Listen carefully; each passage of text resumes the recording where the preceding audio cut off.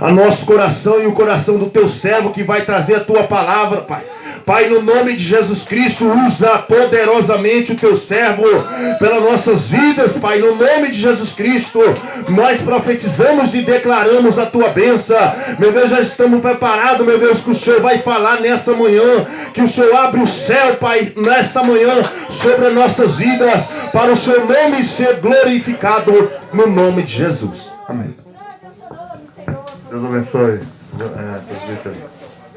Irmã Regina, vem louvar o hino antes de eu continuar aqui. Glória a Deus. Pastor Pedro, desconecta o cabo ali, por favor. A senhora vai ficar com o celular na mão? Só um minuto. A senhora vai ficar com o celular na mão? Então desconecta o cabo de áudio atrás do computador. CPU.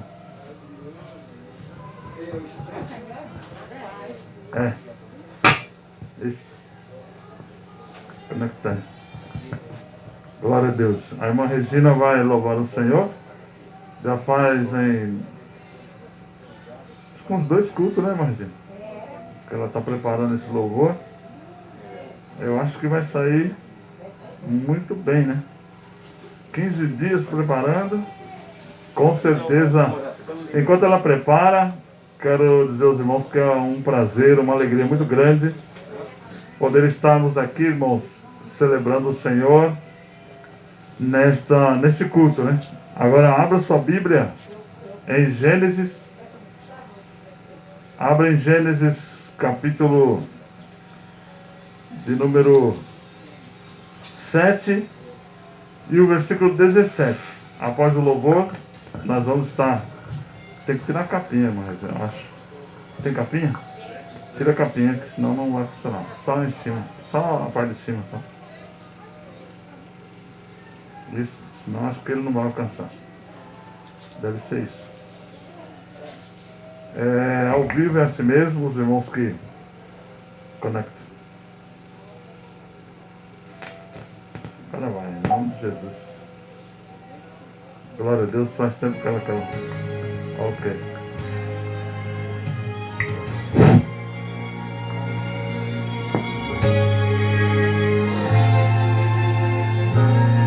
Por tua morte lá na cruz, Jesus, te adorarei.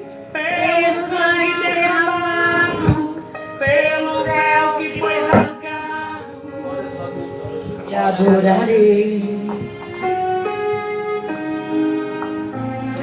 Pelo privilégio de aqui estar e poder escutar a minha voz e te adorar, por sentir a sua presença, pela total certeza da tua existência, te adorarei. Por Deus do Espírito que habita em mim, por teu grande amor que não tem fim, te adorarei. Por me inspirar na letra da canção, por cantar agora e sentir sua unção, te adorarei, Senhor, mais uma vez te adorarei. Fui chamado para adorar, então adorarei. Sou adorador, foi assim que Deus me fez, então adorarei. Adorarei, Senhor, mais uma vez te adorarei. Fui chamado para adorar, então adorarei. Sou adorador, foi assim que Deus me fez, então adorarei. Ninguém vai me calar, te adorarei. Está em meu DNA, te adorarei. Ainda que tirarem minha vida, quando chegar aí no céu, te adorarei. Ninguém vai me calar, te adorarei. Está em meu DNA, te adorarei. E ainda que tirarem minha vida, quando chegar aí no céu, te adorarei. Te adorarei, te adorarei. Quando chegar aí no céu, te adorarei. Te adorarei, te adorarei. Quando chegar aí no céu, te adorarei.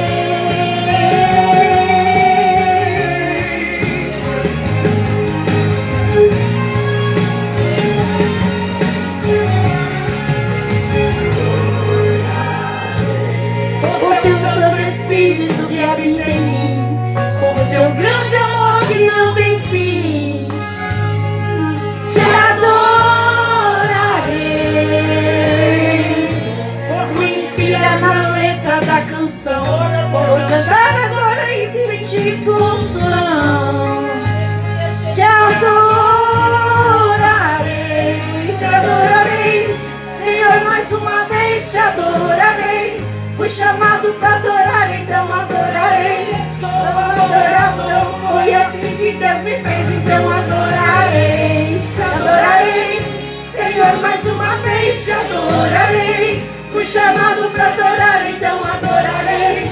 Sou um adorador, foi assim que Deus me fez, então adorarei. Ninguém vai me calar, te adorarei. Está em meu DNA, te adorarei. Ainda que tirarem minha vida, quando chegar aí no céu, te adorarei.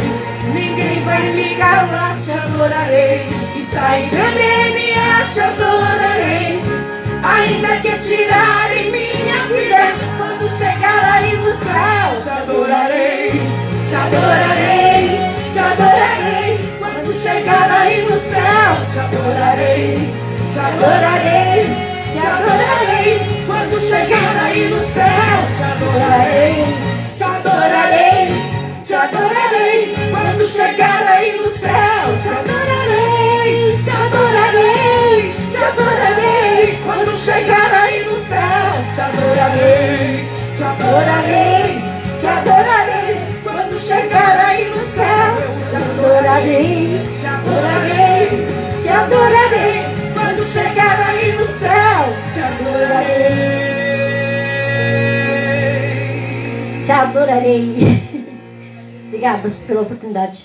Aleluia, glória a Deus. Agradecido a ti. Amém. Glória a Deus.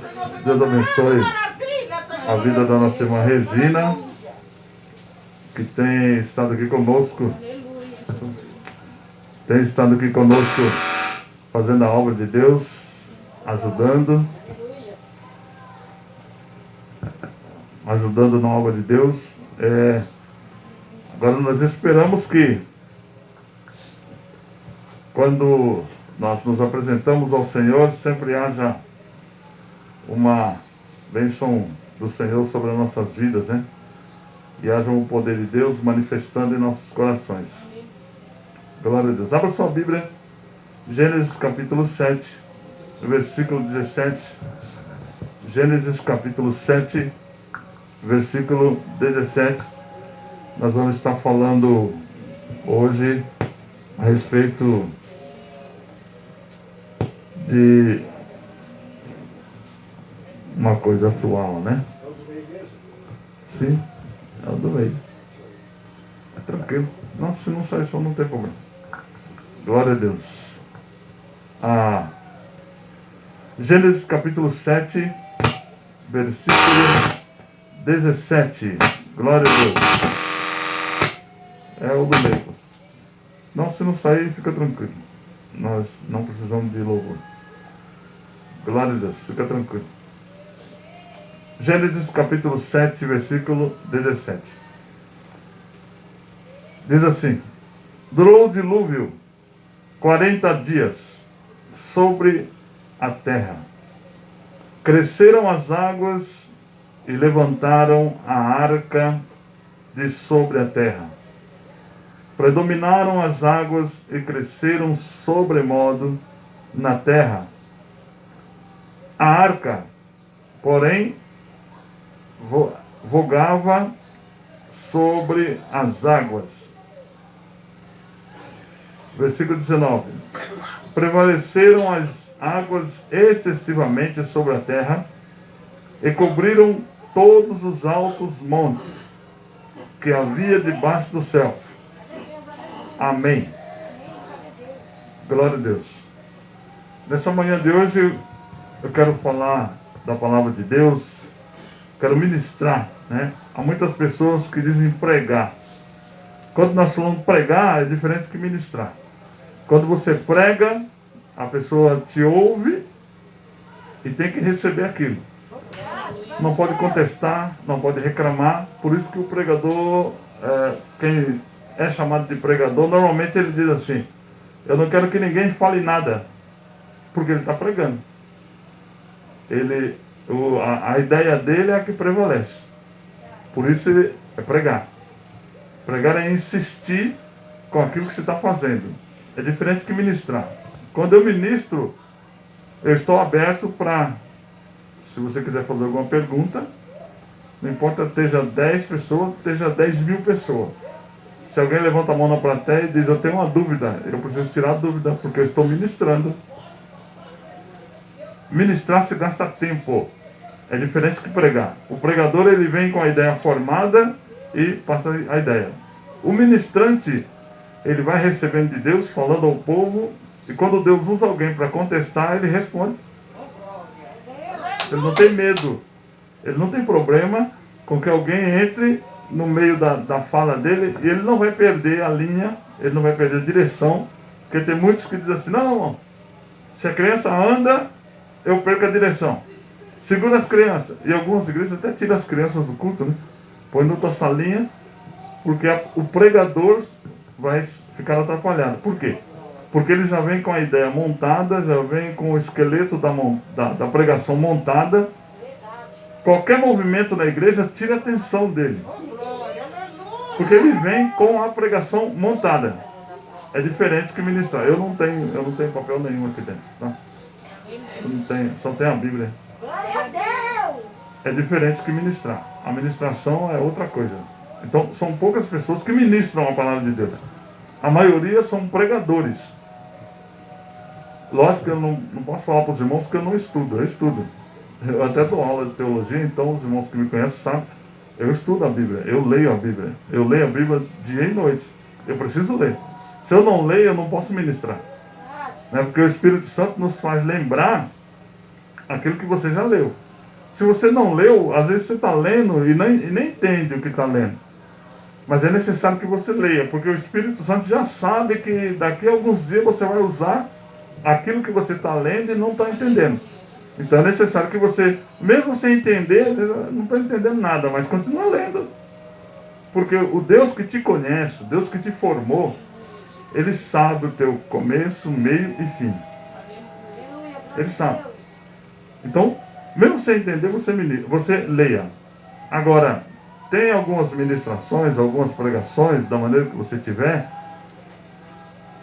que talvez para você não vale nada. Está ruim, está estranho, está esquisito.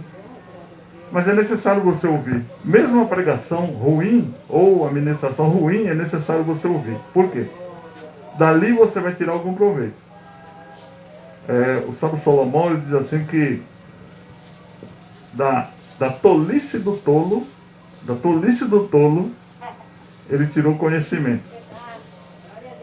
Então se você tem algum louco falando com você, se o louco parou para conversar com você, pare e escuta o louco. Porque você vai tirar conhecimento. Deus não vai pôr um louco para falar com você se você não vai ter proveito. Tem um homossexual conversando com você? Para e escuta ele. Tem uma lésbica? Para e escuta ela. Tem um traficante? Para e escuta ele. Tem um mentiroso? Escuta a mentira dele também. É importante você escutar. Porque se você não escutar, irmão, você não vai saber do que está falando. Amanhã você vai conversar com alguém, você não sabe o que está conversando. De repente você encontra um mentiroso e você precisa pregar para ele. Mas você nunca ouviu um mentiroso, como é que você vai pregar para o mentiroso? Você não sabe nem por onde começar. Mas se você já ouviu um mentiroso antes, ele contou 10 mentiras, 23 mentiras, você ouviu, você pode pregar para um mentiroso, porque você já tem mais ou menos a ideia dele. E isso é que Jesus diz. Jesus ele disse assim, olha, para ser meu discípulo, você primeiro precisa ser discipulado, ensinado naquilo que eu tenho para você. Então é isso que o reino de Deus faz. Ele nos leva em determinados lugares, em determinados ambientes e nos doutrina dentro daquilo que talvez você diz, isso aqui é besteira, isso aqui é ilusão. Olha, para crente isso aqui não serve. Serve. Amanhã você vai usar. Deus vai te usar amanhã dentro daquilo. Ainda que seja vã o que você está ouvindo, Deus vai te usar dentro daquilo. Deus não põe você para escutar ou para aprender qualquer coisa sem sentido, porque Deus tem sentido. Bom, entramos aqui na palavra de Deus. A Bíblia diz que o dilúvio durou 40 dias. Irmão, nós estamos num período que é chamado de quarentena. A quarentena ela tem uma duração de 15 dias, 20 dias, 30, 40, 60, 100 dias. Hoje nós já estamos em 4 meses, né? Mais ou menos. 120 dias, aproximadamente. Né? Estamos numa quarentena de 120 dias. Continua sendo uma quarentena. Quarentena não é necessário que seja especificamente 40 dias. Uma quarentena é quando você se resguarda por um período. Quando você se fecha por um período. Por isso que diz quarentena e afastamento social. Né? O afastamento é o distanciamento, afastamento ou distanciamento social é a mesma coisa. Tá? Então, quando você fala quarentena, se diz um período reservado. Bom, o dilúvio durou 40 dias. Por que veio esse dilúvio sobre a terra? A Bíblia diz que a raça humana estava tão corrompida. Sabe o que é corrompido, né? Então, o corrompido é quando você tem esse palito aqui está corrompido. Por quê? Esse palito não é para colar um coraçãozinho. Esse palito é um palito de sorvete. Então, nessa utilização aqui, ele está sendo útil, porém, o palito está corrompido. Até porque ele não está pintado de amarelo, ele não é dessa cor, ele é a cor de madeira. Então, esse palito aqui está corrompido. Ele é um palito, mas não está mais no formato de reconhecido como um palito. Porque está corrompido. Tá? Então, o ser humano, a raça humana, os homens, continuavam sendo homens, a mulher continuava sendo mulher, porém, estavam corrompidos. Corrompido de que situação? A Bíblia diz que agora a corrupção do homem ou do ser humano estava da seguinte forma.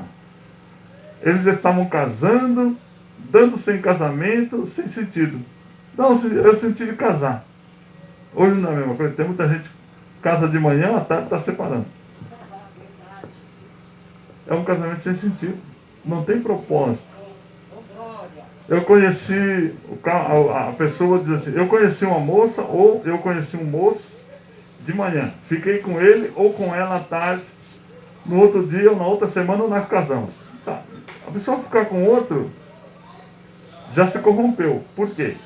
Na ideia de alguém que vai casar, o rapaz ele quer uma moça para que ele tenha um relacionamento com ela, relacionamento firme, né? Conheça os pais, conheça a família, conheça ela direitinho, para ter um pleno conhecimento para um futuro casamento.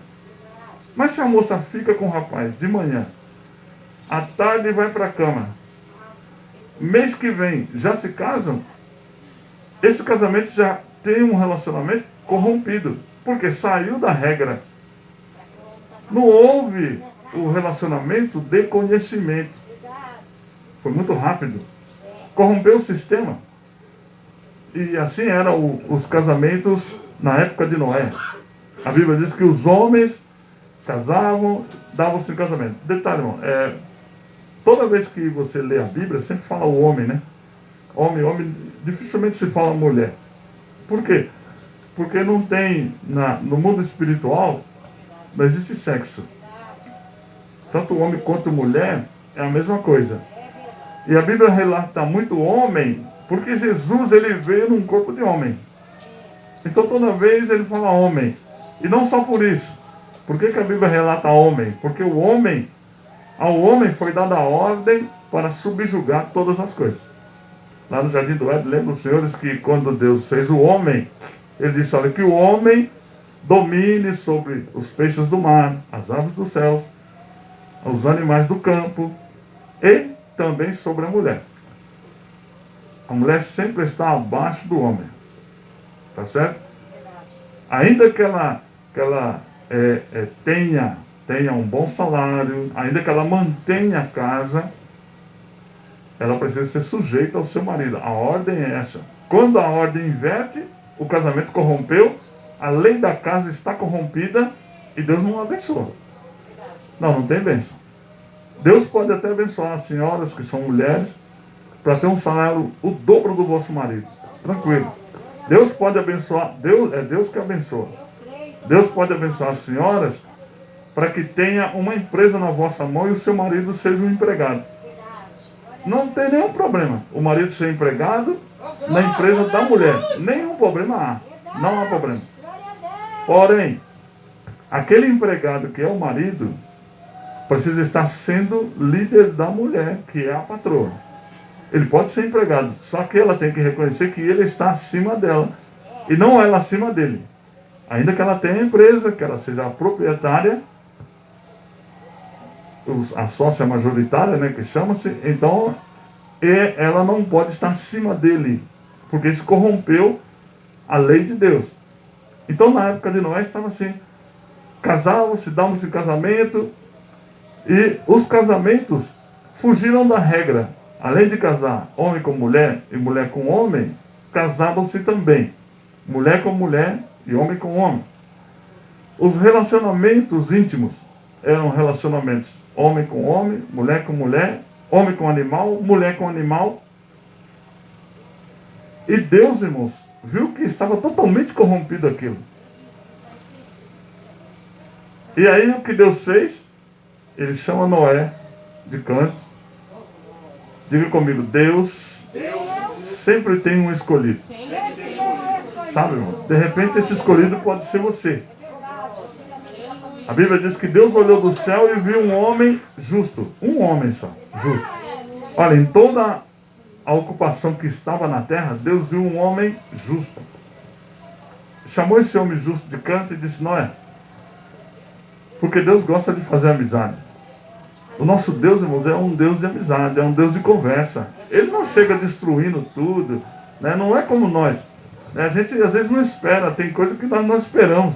Nós chegamos e já tomamos a atitude. Mas Deus não, Deus ele gosta de conversa. Deus é um Deus democrático. O Deus que nós servimos é um Deus democrático. Primeiro ele dá chance, ele chama, ele conversa. Sabe, porque a Bíblia diz que Deus amou o mundo, né? João 3,16. E Deus amou o mundo de tal maneira, não amou o crente, não amou a igreja, não está escrito isso. Está escrito que Deus amou o mundo, generalizado. Ele não amou a igreja, amou o mundo de tal maneira. Deu o seu filho unigênito. E o próprio filho disse, eu vou. Porque o filho podia dizer, não pai, o senhor está me dando, mas eu não quero ir. É uma opção. Mas o próprio filho optou em vir. O pai deu e o filho disse, pode deixar que eu vou. Para o mundo, não para a igreja. O amor de Deus e o amor do filho foi para o mundo, não para a igreja. Por isso que nós, eu e você, fomos alcançados. Porque Deus amou o mundo, não foi a igreja. E Ele continua amando o mundo. Por isso Ele deixou a igreja. A igreja precisa fazer um papel de continuidade da pregação do Evangelho. E nesses últimos dias que nós, antes da pandemia ou da quarentena, nós vimos que a igreja estava retraída. A igreja estava fechada. Vigília, eventos só para crente. Não tinha evento para o mundo. O evento era só para crente. E vamos convidar a igreja não sei o quê. Vamos chamar a igreja não sei o quê. Ah, vamos chamar 10 igrejas. E o mundo? Ninguém estava chamando o mundo. Chamando igreja. Igreja reunindo com igreja. Igreja fazendo festa com igreja. Irmão, eu não vou sair da minha igreja para ir para a sua igreja. Você não vai sair da sua igreja para ir para a minha. Mas por que nós estamos fazendo festa junto, enquanto as pessoas estão lá fora perdendo? Ah, irmãos, olha agora a filha não sei de quem casou com a outra moça. Ah, isso aí ó, é problema deles. Não, problema da igreja. O papel da igreja é reverter essa situação. Ah não, mas a lei do nosso país liberou. A lei do nosso país está debaixo da lei de Deus. Não existe lei nenhuma governamental que não esteja debaixo da lei de Deus. O juiz, quando ele tem um julgamento, ele não sabe quem é culpado ou inocente, ele pega uma Bíblia, para se livrar da culpa, ele pega uma Bíblia e ele está certo, porque ele está lá como juiz. Está lá como juiz é intermediário. Então ele pega uma Bíblia e vem para a pessoa que vai declarar, põe a Bíblia e a pessoa põe a mão na Bíblia e ele diz: jura dizer a verdade, somente a verdade, nada mais do que a verdade? Ele diz: sim. E o juiz está fora. Quando ele põe a Bíblia, ele diz: olha, você está falando com Deus.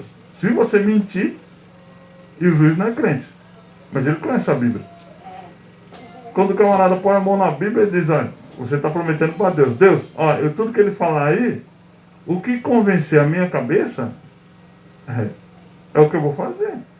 O juiz tem vezes que ele sabe que o indivíduo é um criminoso, é errado, mas o advogado de defesa convenceu a cabeça dele. Ele vai pelo convencimento. A lei diz que o juiz tem que ir pelo convencimento. Aquilo que convence ele. E aí ele fala o julgamento e ele diz: olha, inocente, sabendo que o réu é culpado. Mas por quê? Porque o advogado de defesa convenceu ele. O advogado de defesa foi melhor no argumento, na conversa, convenceu o coração do juiz. E aquela hora a decisão do coração do juiz foi dizer: é inocente, sabendo que é culpado. E às vezes o promotor de justiça convenceu a cabeça do juiz. E o juiz, sabendo que a pessoa é culpada, ele diz: inocente. Então, isso estava incomodando a Deus. As falcatruas, os erros entre a sociedade, entre os homens. E Deus olhou para aquela humanidade que ele formou, tão perfeita, porque já tinha tido problema no Éden, né? No Éden ele expulsou Adão e Eva do jardim do Éden, mas não cortou o mal porque não dava, porque só tinha dois. E agora quando ele sai do Éden, o mal continua. E ele diz: eu tenho que cortar o mal pela raiz. Mas para cortar o mal pela raiz, ele teria que matar todos. Mas ele encontrou um justo. A esposa de Noé não era justa, os filhos de Noé não eram justos. A Bíblia diz que Noé, o justo, só tem o nome de Noé. Mas por causa do Noé, a família foi poupada. Porque Noé ia levantar e ia dizer assim: ó Deus, peraí, o senhor me salvou, mas agora matou minha mulher, matou meus filhos. Que amigo é esse? Deus é inteligente.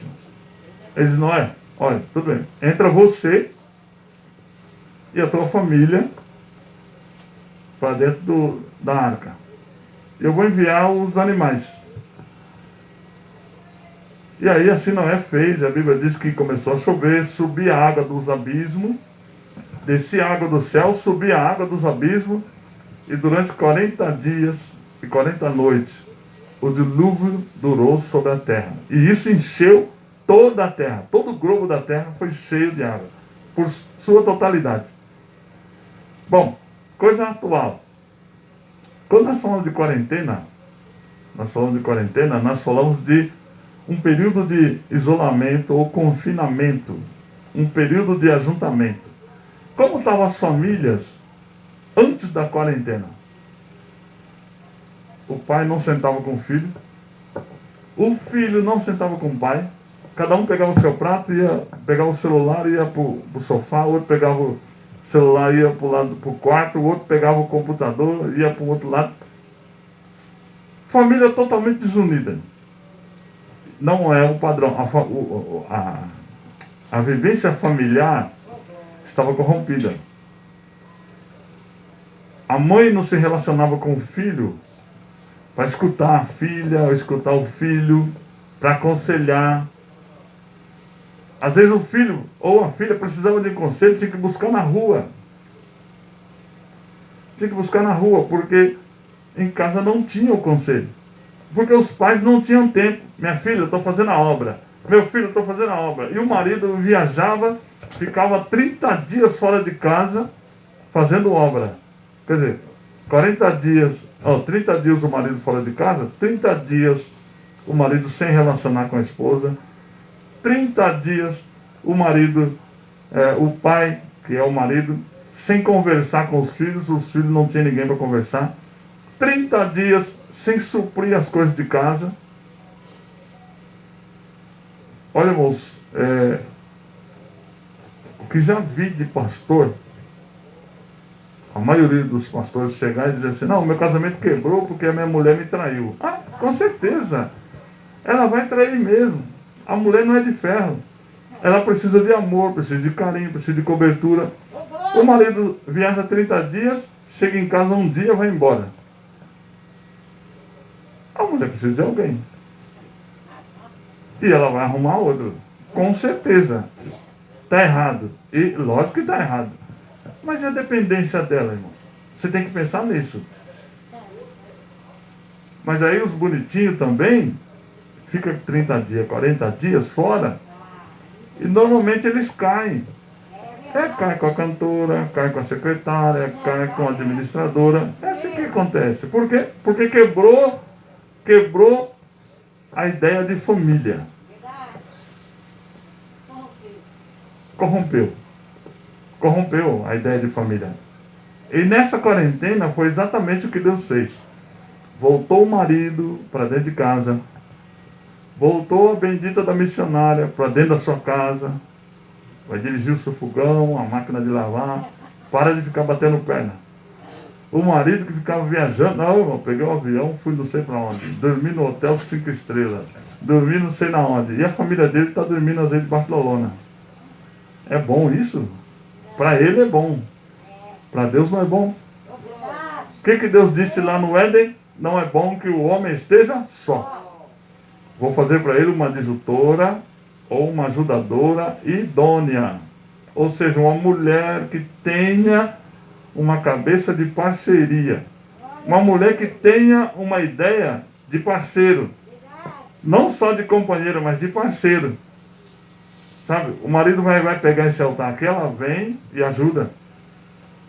O marido coloca o altar, ela já vem, não precisa dele pedir nada, que ela vem, já limpa, traz um paninho, forra. Isso é parceria. A idônea, que a Bíblia diz, é isso. Uma mulher que seja parceira.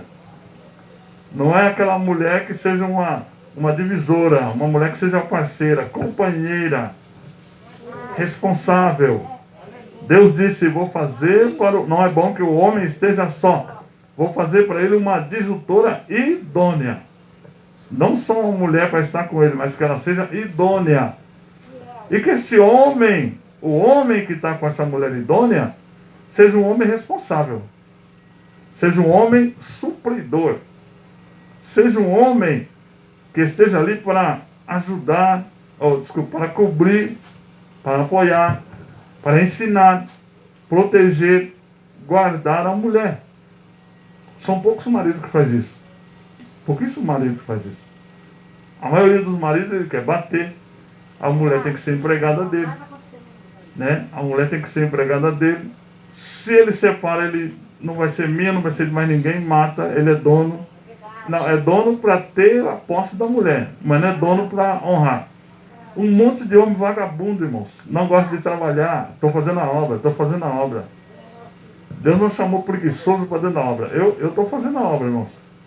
Eu faço a obra. Eu parei a minha empresa, eu tinha uma empresa de transporte, transportadora. Nunca quis fazer a obra de Deus. Depois de 28 anos que eu estava no ministério, de tanto Deus insistir, me pressionou tanto que eu tive que deixar a empresa. Eu deixei a empresa. Parei, vim fazer a obra. Mas pode olhar minha mão, tem casa. Eu aprendi a fazer alguns bicos para não ficar sem fazer nada. Porque eu sei que a função de manter a minha casa é minha. A minha esposa trabalha. Ela ganha por mês. Mas eu faço meus bicos porque sempre ela, com o dinheiro dela, ela pergunta para mim, acabou o gás? Eu digo, tem dinheiro. Ah, tem a conta de luz para pagar. Eu tenho dinheiro. Eu não tenho tudo, mas eu tenho dinheiro. O homem, o papel do homem é ser supridor. Homem que fica andando para cima e para baixo, com terninho arrumadinho, cara de bravo. Crente é a pior raça. Crente. Dentro da igreja, irmãos, andando dia e noite, para cima e para baixo, com a Bíblia debaixo do braço. Andando de avião, bem lembrado. Não quer dormir em qualquer lugar, só quer dormir no hotel 5 estrelas. Esse camarada merece apanhar de Bíblia. É, de Bíblia. Tem que apanhar de Bíblia. Vagabundo. A Bíblia diz que o homem tem que comer do suor do seu rosto. O homem que é homem, porque tem um monte de armação de homem, né? A armação é de homem. Você olha assim, a armação é todinha de homem. Mas é uma moça. É uma moça. Não gosta de trabalhar. Tem que ser sustentado pela mulher. Não, aí nessa hora ele vira mulher. Ele vira mulher, fica em casa, amor, vai trabalhar. Vai trabalhar que eu vou fazer a obra. Né? E quando vai pregar, a primeira coisa que ele faz é põe aquele relojão, quase do tamanho desse microfone, e põe, aí segura no braço, né? Ó, dos irmãos com a paz do Senhor. Ai, fica difícil, não fica? Fica difícil. Fica difícil uma obra assim. Homem, irmãos, homem precisa ter vergonha na cara. Homem precisa ter caráter de homem. Homem precisa ter posição de homem. Se for homem. Mas se for moleque. Mulher que casa com moleque, irmãos, tem problema. Vai ter que trabalhar. Vai ter que trabalhar. Vai ter que sustentar esse bandido. É porque é bandido. Homem, que se diz homem, que não gosta de trabalhar, para mim é bandido. É, o nosso irmão sabe muito bem, que ele falou que ninguém sabe de onde ele saiu, eu já sei pela conversa dele. Então, homem que não quer trabalhar, é bandido, não é? O cara precisa ter caráter. Precisa ter posição. A conversa, irmãos, a conversa de homem, conversa firme, coisa que dá sustentação. Mulher que tem um moleque em casa, ou que tem uma moça em casa morando com ela, porque nem é casamento isso. Está vivendo com a pessoa. Porque não tem atitude de homem. Então vai ter problema. Ela vai ter que trabalhar dia e noite para sustentar uns bandidos desses. Eu chamo de bandido, porque não tem um calo na mão, não gosta de trabalhar, vive profetizando e profetiza, hein? E profetiza bem. Profetiza, prega, anda limpinho. Anda limpinho, anda bonitinho, cabelo cortado, unha feita, terno bonito, sapato bonito. Quando muito tem 2, 3 cores no sapato, anel no dedo, falante, está em qualquer lugar. Ah, esse tipo de homem, quando chega perto de mim, eu já vou descartando. Ele vai falando, eu já vou descartando, eu já olho o pico do cara, eu digo, isso aí é lixo. Não presta, isso é lixo. Sabe por quê, irmãos? Homem tem que ter caráter de homem. Homem tem que ter posição de homem. Porque se não for homem, não suporta, não aguenta um casamento. Homem que casa para ser sustentado por mulher, não aguenta a puxada do casamento. Porque a mulher gasta dinheiro. Eu tenho 3. Não, tenho 4. Né? Tem a minha esposa, tem a minha mãe, tem a minha filha, tem a minha neta. Mulher gasta. E muito. Homem gasta, mas mulher gasta muito mais. E vagabundo, irmãos, que casa com mulher, ele tem que dar a linha no pipa, né? Como diz os jovens. Ele tem que ir embora. A mulher põe para andar. E parabéns para a mulher que põe um homem desse para andar, irmãos. Tem que fazer isso mesmo. Na época de Noé estava assim. Um monte de vira-lata, casando de qualquer maneira, mantendo um relacionamento de qualquer maneira, um monte de pessoas atrapalhadas, e Deus disse, vou acabar com essa festa. Mandou o dilúvio, trancou todo mundo, trancou a família de Noé na arca, 40 dias e 40 noites. Agora imagina que a mulher de Noé teve que aprender a viver com o marido, com os filhos, com os animais, tudo dentro de casa, tratar eles, dar alimento a eles, cuidar deles. A esposa de Noé teve que aprender a conviver com tudo isso. Se ela não fosse uma esposa idônea. Noé, você fez a arca, olha, né? Muita mulher assim, você comprou esse cachorrinho, cuida você. Eu não vou limpar nada de fezes de cachorro, não vou dar banho de cachorro, levar no banho tosa, não vou cuidar nada disso. Tem outra mulher que é assim, não, foi você que comprou, você cuida. A mulher de Noé, irmãos, não tinha um cachorrinho. Ela tinha um monte de animal dentro da arca. Ela tinha que cuidar também. Noé não ia cuidar sozinho. Os filhos de Noé tiveram que aprender a cuidar dos animais. Tem muitos filhos que compram animal para os pais cuidar. Mas os filhos de Noé tiveram que aprender a cuidar dos animais. A família de Noé passou a ter, irmãos, ser um grupo de pessoas que tinham que cuidar dos animais, para depois cuidar da família. Primeiro eles tinham que cuidar dos animais. Tiveram que aprender a dividir ração, alimento com os animais. Tiveram que aprender a cuidar dos filhotinhos dos animais. Tiveram, irmãos, que aprender a proteger os animais. Tiveram que conviver com toda a sujeira dos animais. Eles tiveram que aprender tudo isso. Não foi do dia para a noite, foram 40 dias e 40 noites. Eles tiveram que readaptar a família àquele meio ambiente da arca. Nos nossos dias, não está muito distante isso. A família está aprendendo a se readaptar ao meio familiar. Por esse motivo você está vendo que tem tanto feminicídio, né? Muitos feminicídios. O que tem de gente matando o outro, irmão, porque não estava habituado a conviver com os seres próximos deles. Estava acostumado a conviver com pessoas de longe. E o de longe, irmãos, é a coisa mais fácil. Ó, aqui vocês me ouvem e dizem, esse apóstolo é chato. Eu vou escutar só esse culto, no outro culto eu não venho. E aí você passa um tempo sem vir. Eu vou lá escutar aquele xarope de novo. Porque você tem um espaço de tempo. Isso é fácil de você conviver. E aqui é só 2 horinhas, 1h30, meia hora. Alguns ficam 5 minutos. É fácil de você conviver com pessoas distantes. Pessoas próximas de você, irmãos, é a coisa mais difícil. Né? Tem um filme secular que diz assim, dormindo com o inimigo. E quando você passa a conviver próximo, você passa a conviver com o teu próprio inimigo. A Bíblia diz, Jesus foi quem disse, quem é o maior inimigo do homem? Os de dentro da sua casa. Teu inimigo não está fora, está dentro. É verdade. Por que Jesus colocou o inimigo dentro de casa? Né? Jesus disse assim, falaram para Jesus assim, que bom, Jesus veio trazer paz. Ele disse, negativo. Vocês pensam que eu vim trazer paz na terra? Estão errado. A partir de hoje, a partir de agora, ele disse, a partir de agora, dentro de uma casa serão 5 pessoas. 2 contra 3. 3 contra 2. Aonde tiver 3 pessoas, vai ser 1 contra 2, 2 contra 1. Eu vim trazer fogo. E o que eu mais quero é que já está aceso. Jesus falou isso. Ele já está aceso.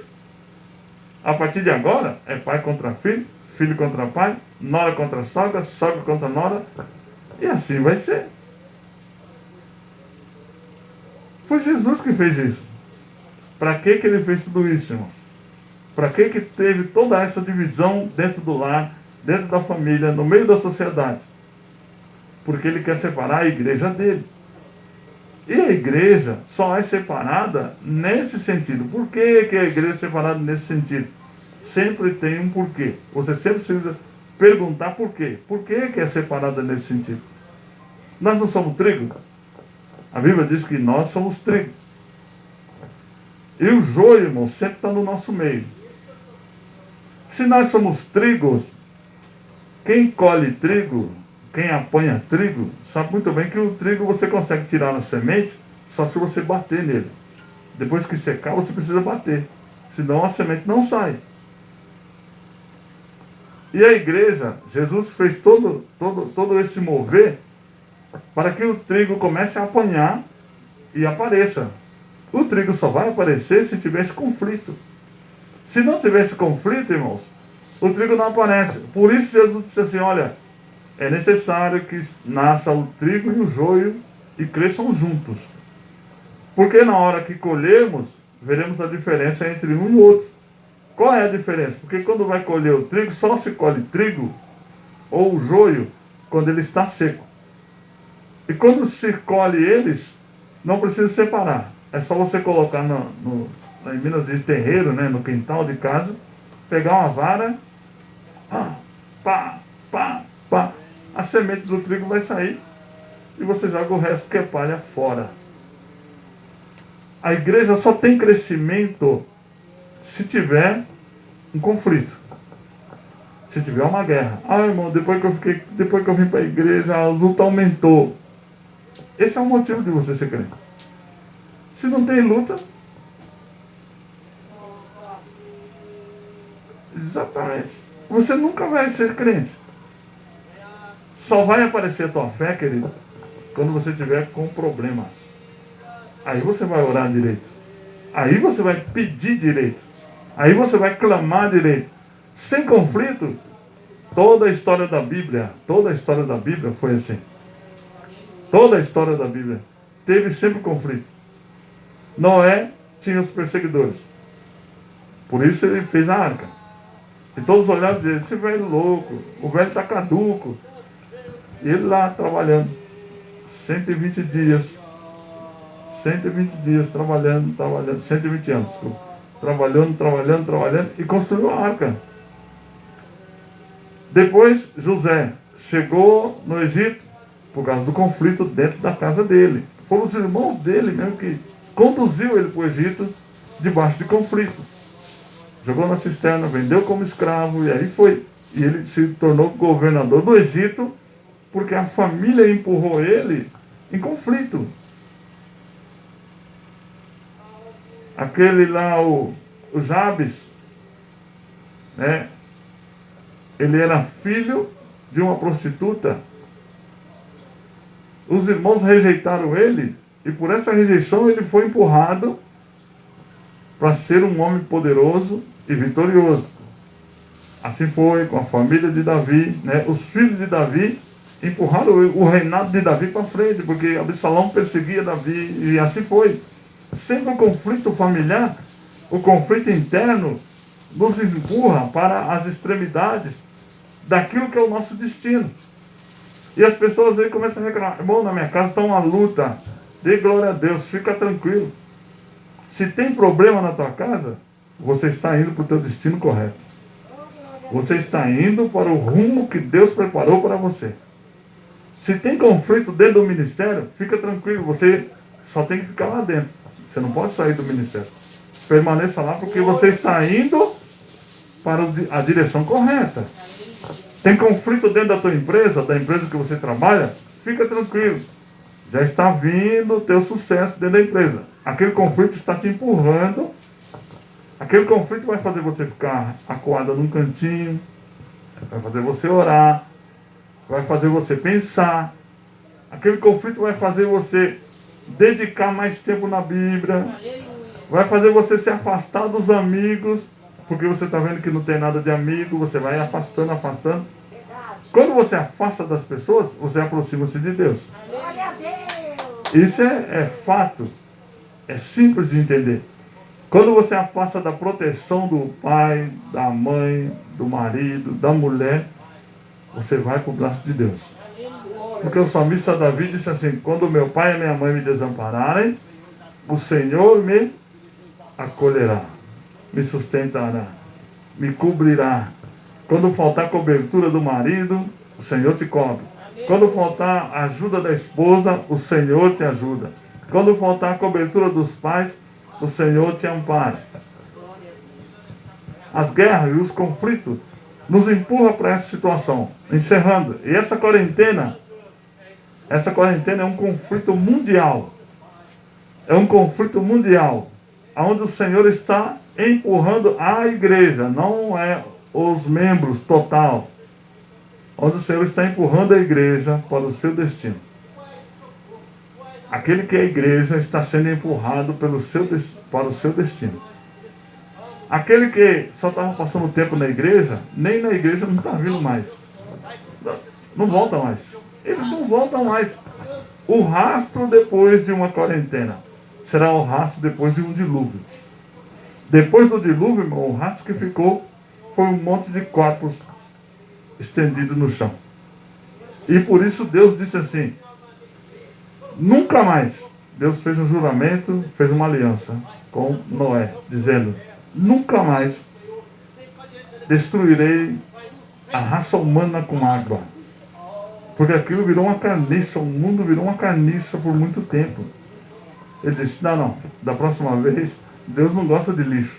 Ele, da próxima vez, o mundo não destrua com água, porque olha a fedentina que ficou. Olha a carniça que ficou. Não. A próxima destruição com água, não. Para não ficar fedendo no meu nariz. Deus é limpo, Ele adora a limpeza. O povo estava adorando a Deus, mas fazendo cocô no acampamento, fazendo xixi no acampamento, deixando a sujeira, resto de comida jogando no chão. Ainda hoje eles fazem isso na igreja. Joga resto de comida, cola chiclete debaixo do banco. As irmãs que limpam a igreja sabem o que eu estou falando. E Deus desceu, chamou Moisés, disse, Moisés, vem aqui. Olha, eu vou falar com você amanhã, eu vou descer aqui para falar com você. Só que tem uma coisa, fala para esse pessoal fazer uma limpeza no acampamento. Isso aqui está fedendo, Moisés. Está muito fedido. Fala para eles catar uma pá, enterrar as fezes deles, limpar tudo. E olha, quando eu for lá no monte falar com você, fala para esse pessoal ficar pelo menos 1 quilômetro longe do monte. Olha como é que estava o povo. Ele diz, fala para esse pessoal ficar pelo menos 1 quilômetro longe do monte. Você vai no monte e sobe. Mas eles precisam ficar pelo menos 1 quilômetro longe. Não quero falar com eles. Nem quero chegar perto. Deus é isso. Imagine uma sujeira que está este mundo hoje. Olha, a limpeza de Deus continua. Está limpando a igreja, está limpando o mundo, está varrendo. Está varrendo. Todo dia os números sobem de mortos. Todos os dias os números sobem. E é melhor que nós nos preocupamos. Talvez estejamos nesse número. Não se sabe. Pensamos que estamos limpos, poderemos estar sujos. Talvez a sujeira nossa é só uma sujeirinha no salto de sapato, uma sujeirinha no cabelo, uma sujeirinha no ouvido, mas está sujo. Para Deus, sujeira é sujeira. Ele vai pegar todos que estão sujos. Vem, pastor Pedro, senão não para aqui. A Bíblia diz que o povo pedia carne e reclamando, e Deus disse, vou dar carne. E deu cordonize, muita cordonize. Depois Deus esperou aquela festa de cordonize, desceu e disse, Moisés, vem aqui. Amanhã eu vou voltar aqui. E eu vou matar só os que estiver com dente sujo de carne. Estava todo mundo comendo carne. Todo mundo comendo carne. Ele disse, vou matar todos que estiver com dente sujo de carne. E matou. Então Deus detesta a sujeira, detesta a impureza, detesta a imundícia. Deus abençoe a todos em nome de Jesus. Eu agradeço a oportunidade. As imagens desse culto estarão disponíveis a partir das 20 horas de hoje no nosso canal do YouTube. Os senhores podem visualizar no nome de Jesus. Deus abençoe. Obrigado, pastor. Diaconisa Valdinei, vem orar pela saída do posto ministrante.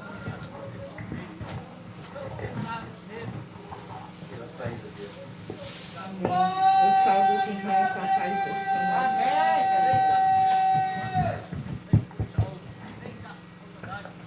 Querido Deus e amado Pai, em nome do Senhor Jesus Cristo, Pai amado e Pai querido, aqui nos colocamos diante da Tua presença, Senhor Deus, mais uma vez, para que o Teu santo nome possa ser engrandecido, para que o Senhor possa usar de íntima e compaixão sobre as nossas vidas, meu Deus, para que possamos receber, meu Pai, a palavra do Teu servo nesta tarde, meu Deus, e que venhamos guardar no nosso coração, meu Deus. Então toma, meu Deus, a vida do Teu servo nas Tuas mãos, meu Deus, que aqui ministrou a palavra, meu Deus, e que venhamos receber essa palavra, meu Deus, no nosso coração, para que possamos aprender grandemente, meu Deus, que o Senhor é aquele, meu Deus, que esmiuça a penha, meu Deus. O Senhor é aquele que vai à frente, meu Deus, que quebra as correntes do inimigo, meu Deus, que destrói todo o mal, meu Deus.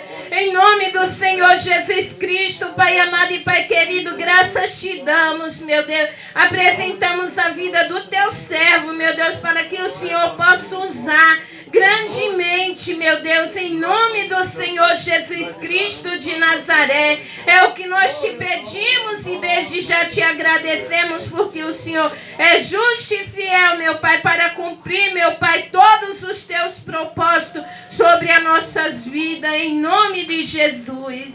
Amém. Diaconisa Adriana, venha orar entregando esse culto ao Senhor, depois eu darei a bênção.